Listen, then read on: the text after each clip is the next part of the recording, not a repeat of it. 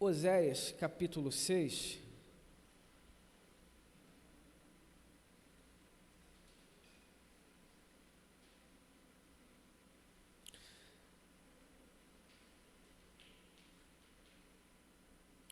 versículos de número 1 até o versículo de número 3. Eu tenho alguns minutos, eu vou ser fiel a esses minutos nessa manhã. 6, Oséias capítulo 6, do versículos 1 ao 3, dos versículos 1 ao 3, por favor. Vou ser fiel a esses minutos, mas foi necessário, peguei 10 minutos agora que seria a mensagem, mas eu queria deixar isso alinhado com a igreja. Então, agora vamos direto ao ponto. Oséias 6, do 1 ao 3, eu vou ler na minha versão, você acompanha na sua. Diz assim: Israel exclamará: vinde e voltemos para o Senhor, porquanto Ele nos arrebentou, mas haverá de nos curar. Ele nos feriu, mas cuidará de nossas chagas. Passados 2 dias, Ele nos revivificará, ao 3º dia nos erguerá e restaurará, a fim de que possamos viver em Sua presença. 3. Conheçamos e prossigamos firmemente, adorando e conhecendo, quando se lê Yahvé, ao Senhor, o Eterno. Tão certo como nasce o sol, sua vinda ocorrerá sobre todos nós, como as boas chuvas que vivificam a terra nos tempos apropriados. Tema da manhã: cresça. Você pode repetir comigo no 3? 1, 2, 3. Cresça. Nesse mês nós trabalhamos essa temática intimidade com Deus e pegamos justamente esses versículos que são muito conhecidos nas consagrações, nas buscas por avivamento, sobre conheçamos e prossigamos em conhecer o Senhor. E de forma simples, mas necessária, pastoral, ampliamos a visão quanto à igreja e em percebermos que na verdade, são versículos que fazem a composição de todo um livro que, na verdade, é uma denúncia contra procedimentos errados do povo de Deus e a propagação de que, na verdade, aquilo que eles estavam vivendo eram consequências de erros contínuos que eles estavam praticando. Aquele povo, naquele tempo, estava vivendo aquela máxima do livro de Juízes: nós erramos, sabemos que é errado, mas erraríamos da mesma forma, porque pediríamos desculpas a Deus, pediríamos perdão a Deus, Deus irá nos perdoar. Eles tinham como certo: Deus vai nos perdoar. E há de convir, não tem muitas pessoas que acabam dizendo assim: eu fiz de errado, mas Deus vai me perdoar. Ele sabe porque eu fiz, era o melhor para aquele momento, eu sei que era errado, mas Deus há de me perdoar. Então aquele povo, naquele período, conforme as histórias que vamos estudando, eles levavam isso como uma máxima: erraremos, pediríamos perdão, Deus irá nos perdoar, Ele vai nos restaurar, e depois que tudo estiver bom, erraremos, pediríamos perdão, Deus há de nos perdoar, Ele vai nos perdoar, Ele vai nos restaurar, tudo, depois de que tudo estiver bom, erraremos, e assim vão vivendo um ciclo contínuo de erros, e de pedido de perdão, de desculpas e coisas do tipo. Percebemos também, ao adentrarmos esse livro, que aquele povo tinha algumas dificuldades de se apoiarem em verdadeiros ajustes. Eles olhavam as suas dificuldades e eram contínuas, como diz no capítulo 5 deste próprio livro, desse profeta Oséias. Eles erravam de forma contínua, diária. Não existia um pensamento, um desejo real de uma mudança, existia apenas o desejo de ter uma vida melhor, de serem reconhecidos como deveriam ser reconhecidos, mas não de uma posição real sobre aquilo que estava os levando de fato a uma verdadeira intimidade com Deus Todo-Poderoso. Em todo esse livro, então, entendemos que, na verdade, Deus estava ali os mostrando que era necessário eles abandonarem as más práticas, era necessário eles olharem os caminhos antes de tomarem qualquer posição. O que Deus estava querendo fazer com aquele povo era restaurá-los completamente, não de forma parcial, não de forma pontual, apenas uma situaçãozinha. Deus queria o coração deles totalmente, Deus queria o coração deles integralmente, Deus queria aquele povo inteiro diante dele. Diante disso, nós aprendemos então que a obediência ela é importante. A obediência é importante. Eu não sei vocês, mas quando Deus diz alguma coisa, por mais que o vento pegue, como Jesus, fazendo alusão de Jesus aos discípulos, fazendo menção de Jesus, e os discípulos quando diz, vai lá, atravesse, e depois eu encontro com vocês. Mas o vento pegou forte no meio do mar, a chuva, a tempestade ficou fortíssima.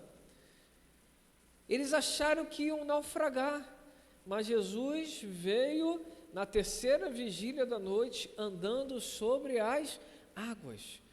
Quando estamos em obediência ao que o Senhor está fazendo, por mais que as tempestades nos alcancem, Deus nos garante a vitória. Mas quando nós estamos desassociados, andando desassociados à vontade e direção de Deus, meu irmão, existem muitas dificuldades que enfrentamos. Por isso, conforme a temática da manhã, cresça em primeiro lugar, deixando aquilo que não agrada a Deus, não de forma parcial, mas de maneira total. Seja radical.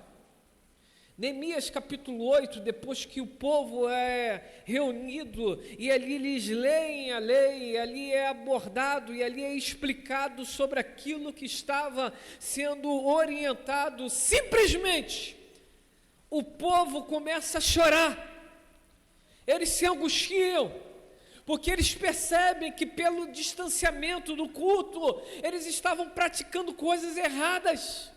Agora o templo estava reconstruído, os muros estavam levantados, as tribos estavam redivididas em suas respectivas terras, na medida que da existência das tribos pontuais, mas ainda havia um vazio. E quando a mensagem foi lida, quando a lei foi lida, e quando foi explicada, havia ali um real peso de culpa por terem percebido que estavam longe da vontade de Deus. E a Bíblia diz que o que segue posterior a isso foram posições até radicais. Diz alguns grandes teóricos que me debruço às vezes para aprender. Diz que tanto em Esdras quanto em Neemias, a dor do povo, quando souberam do desvio real de Deus, foi tão grande, que eles estavam dispostos a abrir mão de tudo. O que eles não estavam dispostos era abrir mais mão da presença de Deus na vida deles. E por isso, naquele período, muitos casamentos que foram feitos de forma errada, foram desfeitos. Um dia em sala de aula, perguntaram, mas pastor, Deus é contra o divórcio. Eu falei, sim, é contra o divórcio. O divórcio é permitido pela dureza do nosso coração. É quando nós percebemos que começou errado, desenvolveu errado, acabou errado. Mas e quanto a esse caso? Deus pediu o divórcio? Não, eles chegaram ao denominador que o que começar errado precisava terminar. Existem certas posições radicais que precisamos às vezes tomar, que nos custarão verdadeiros anos de nossas vidas. Nos custarão caro. Serão pesados. Romper determinadas coisas que nós amamos é difícil demais. Abrir mão de coisas que nós temos como especiais é difícil demais. Abrir mão de mimos é difícil demais. Diga assim comigo, é difícil demais. É difícil demais.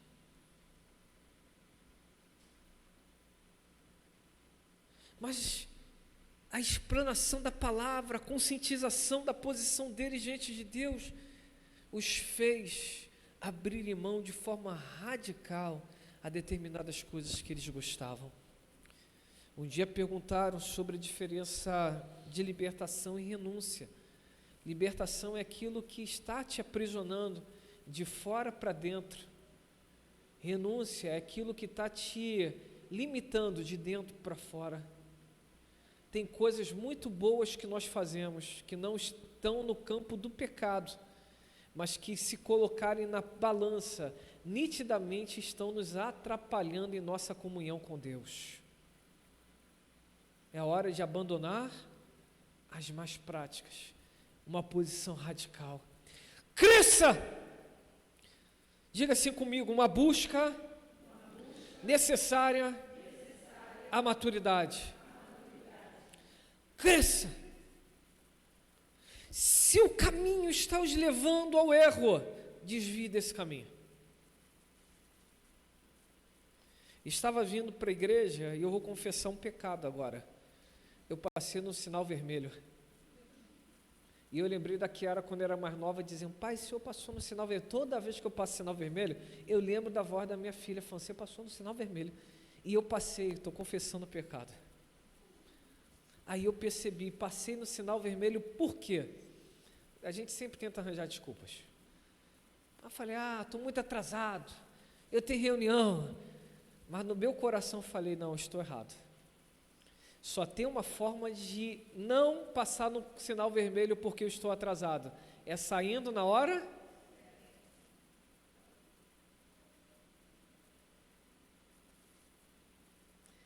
Já repararam que às vezes quando a gente perde o horário da vida, a gente acaba abrindo concessões que não deveríamos abrir?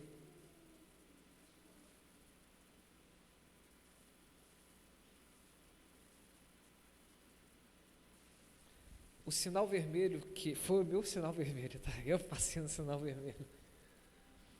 É o sinal vermelho para as nossas vidas em muitas coisas.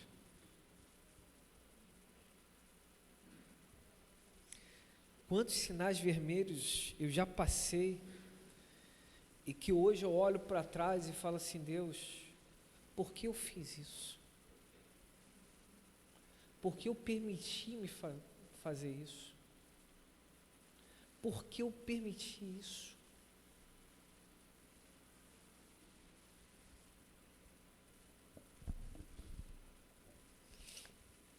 A mensagem dessa manhã sobre a busca necessária à maturidade não é criarmos desculpas, mas é olharmos as situações e falarmos assim: se eu posso não fazer, não farei. Se eu posso me desviar, desviarei. Mas eu não tomarei essas posições.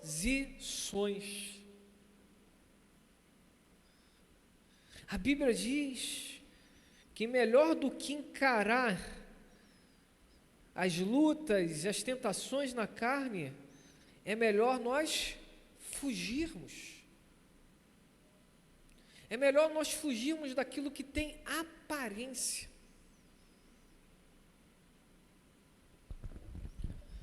Se você errou como eu já muitas vezes errei, peça perdão a Deus. Reconheça o erro e mostre para Deus que você realmente está arrependido e não fazendo mais. Vá e não peques mais. Busque a maturidade. E a maturidade é saber exatamente se eu posso não fazer, não farei. Se eu posso me organizar para não viver isso de novo. Eu me organizarei para não viver isso de novo. Fecharei as portas. Me posicionarei naquilo que é necessário. Mas buscarei de todo o meu coração a maturidade. E por fim e último, terceiro e último ponto que dá tema a essa mensagem: cresça. Só tem uma forma de vivermos os deleites da presença de Deus, o abraçar do Deus Todo-Poderoso, o cuidado divino que vem da parte de Deus. Só tem uma forma: crescendo, buscando essa intimidade, buscando esse posicionamento, dizendo: Deus, eu não quero mais ser daqueles que estão acostumados com os leitinhos da vida. Eu deixo aqui corrigir para aqueles que não estão ouvindo, não conhecem o texto. Existe uma passagem bíblica que diz: vocês estão acostumados a beberem leitinhos, eu quero dar alimento sólido e vocês estão bebendo leite. O termo bíblico significa dizer: eu quero dar algo mais, com mais substância, mas vocês estão acostumados com aquilo que é superficial. Então, o que o apóstolo estava querendo dizer? O que o apóstolo está dizendo é: tem coisas mais profundas da parte de Deus para a sua vida, mas a imaturidade de vocês está os impedindo de viver essas coisas mais profundas da parte de Deus. Então, olha, tem momentos que nós temos que dizer: Deus, eu quero viver isso. E o que eu preciso fazer para viver isso? Ah, meu irmão, você vai ter que abrir mão de muitas coisas. Eu lembro que quando eu era mais novo, meu desejo era pintar o cabelo de reflexo. Era uma moda o reflexo.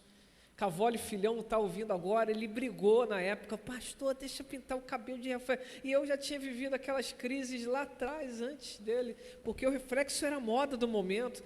Pintar a barba de louro era moda. Quem lembra desse negócio dos meninos? Pintar o bigodinho, a gente tinha nada, mas pintava com amônia, aquilo dava uma dor de cabeça terrível. Ficava: meu Deus, que cheiro é esse? Mas pintava o bigodinho, os braços todos louros, a gente com a nossa cor linda, que a nossa cor é linda, mas lourinho, pode isso?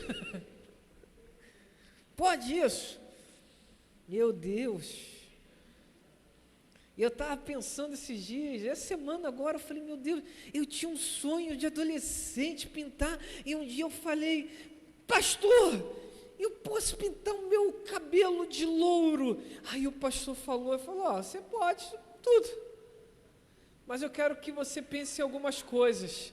Vai ficar feio. Ah, mas naquela época eu achava que ia ficar lindo.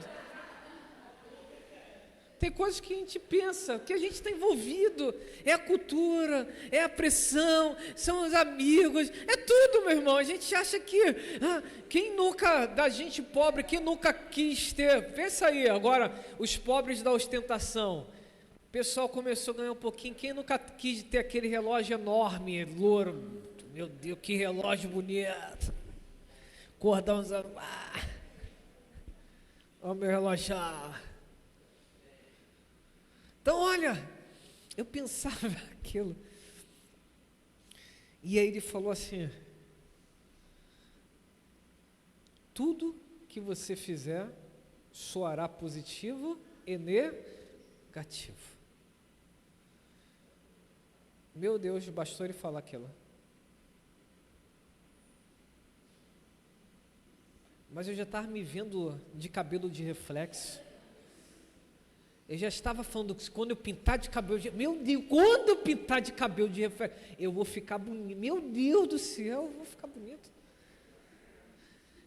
É igual aquela camisa que você se irma, que quando comprar e vestir, meu irmão, todo mundo vai te olhar. Quando você comprar aquele carro, todo mundo...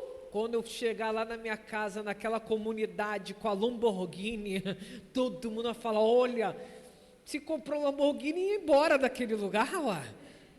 Que coisa. Mas a gente pensa, né? Se eu comprar, se eu tiver.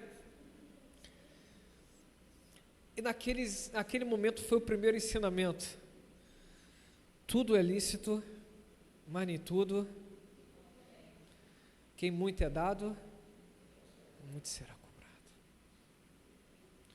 Existem coisas que simplesmente a gente diz: não tem nada a ver. Deus, o Senhor está me permitindo. Mundo, pessoas, vocês estão me permitindo. Mas onde eu quero chegar? Termino essa mensagem. Pastor Teodomiro José de Freitas, ele em suas aulas, disse o seguinte: para alcançar um grupo da sociedade, Deus usou Pedro. Mas para alcançar o mundo, Deus usou Paulo. E seminarista acha que sabe tudo. Então o seminarista disse: Deus é Deus. Deus usou porque tinha que usar. Aí ele calado estava. E aí aquilo criou um fuzuê na sala, mas um fuzuê. E ele falou assim: meus irmãos, uma coisa vocês precisam entender. Deus usou Pedro em tudo que podia usar na estatura de Pedro. Mas a vida de Pedro tinha um teto. E por isso que Deus teve que levantar Paulo, porque o teto de Paulo era mais alto. E aí ele deu o currículo de Paulo. A unção sempre nos levará aonde? Grava isso. Nós estamos dispostos a crescer.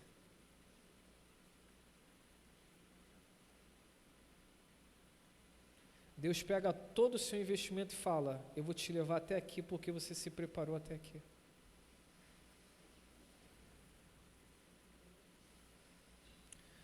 Pedro era um judeu, chegou até Roma para falar para os judeus de Roma, mas Paulo era um poliglota.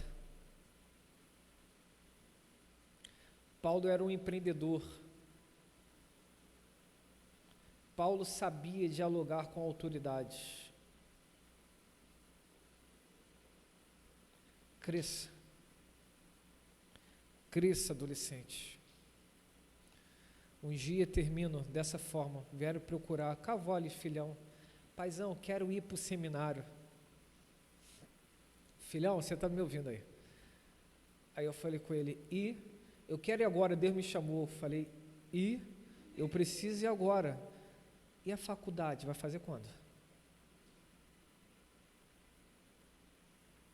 Você está saindo da adolescência agora.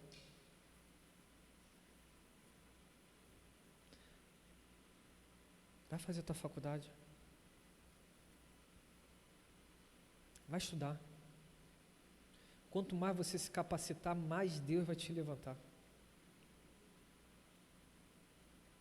Quanto mais você se dedicar, mais Deus vai te usar. Cresça. Cresça. Estou falando aqui quem não tem faculdade não, tá? Estou falando de um adolescente que achou que tinha que ir imediatamente para o seminário. Deus tem chamados específicos para cada um, mas nos cabe como servos de Deus dizer assim: vai por aqui, filho. Cresça. Concluo essa série de mensagens pontuando: cresça.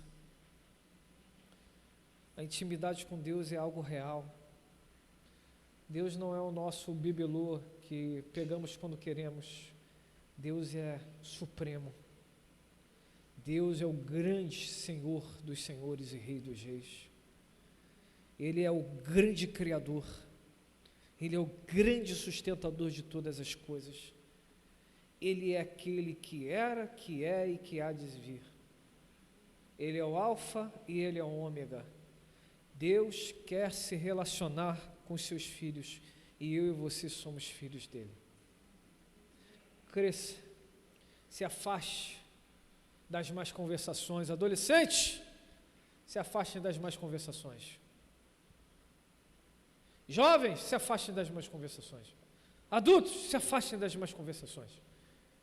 Igreja, se afaste das más mensagens. Se afaste das más mensagens. Sejam íntegros diante de Deus. Submeta o coração de vocês à vontade de Deus. Abram mão se tiverem que abrir mão. Amem Jesus acima de todas as coisas. E sigam. Façam o que precisam fazer para glorificarem o nome do Senhor. Renunciem se tiver que renunciar. Abram mão se tiverem que abrir mão. mas em tudo glorifiquem a Deus, sejam íntimos de Deus. Busque essa intimidade, diuturnamente. Busque falar com Deus pela manhã. Bom dia, Senhor. Teve um povo aí que estava em crise. Bom dia, Espírito Santo. Bom dia, Espírito Santo. Bom dia, Jesus. Bom dia, Deus. Bom dia, Pai. Bom dia. Bom dia, Senhor. Aleluia. Bom dia, Senhor. Bom dia. Boa tarde, Senhor. Boa noite, Senhor. Deus estava esquecendo. Fala comigo. Estou dirigindo. Fala comigo. Senta aqui do meu ladinho. Aleluia. Senta aqui do meu ladinho e fala comigo, Senhor. Senta aqui do lado da minha televisão. Vê comigo esse filme. Claro que não vai ver. É uma forma de expressão. Senta aqui do meu ladinho. Come aqui comigo. Jesus tem prazer de chegar nas nossas casas. Ele tem prazer de sentar conosco e comer uma bela refeição. Para os amigos, Jesus senta na mesa. Lázaro, te ressuscitei, agora vá lá e prepara um banquete. Eu quero almoçar com vocês. Judeu só senta na mesa de quem ele tem intimidade. Lembre-se disso. Às vezes que Jesus sentou na mesa, Zaqueu e Lázaro são duas histórias ali importantes que precisam 3 vezes, e uma com os fariseus. Tem significado. Jesus só senta na mesa porque tem significado. E é engraçado que no Antigo Testamento, uma das coisas que colocaram no quarto do profeta foi uma mesa.